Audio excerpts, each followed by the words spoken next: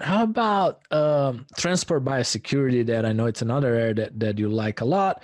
If you can share your insights there. I mean, the U.S. is, way. I just had this conversation this week from, I believe, what a production system in the U.S. spends in a day in transport biosecurity. I think a production system in Brazil, for example, we spend in a year. So U.S. is light years ahead. So if you can share some of that. I'd say one of the things that our system has been unique with is that when the Maschhoffs appreciate innovation.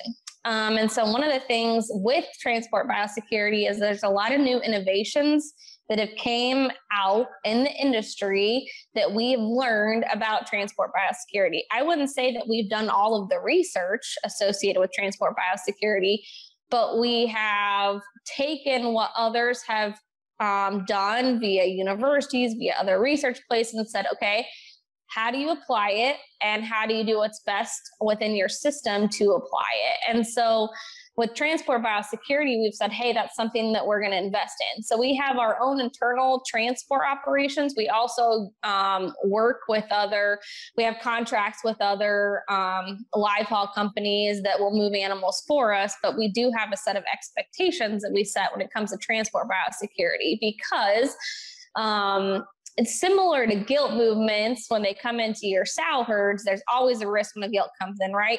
When you go through your biosecurity risk grid, it always says something about live animals in, and live animals themselves come in, but what about what they're coming in on? And so we've said, hey, we're going to invest in making sure that what we move animals to and from sites in is going to be something that we're going to apply that innovation that's out in the industry and use it. And so our system has done a lot of changes relative to new truck washes, relative to making sure that we wash, disinfect, and bio-dry. We bake a ton of our trailers that go into our system, all the way from our genetic operations into our commercial herds. So we wouldn't have a sow farm today that doesn't have a trailer baked that touches a sow farm.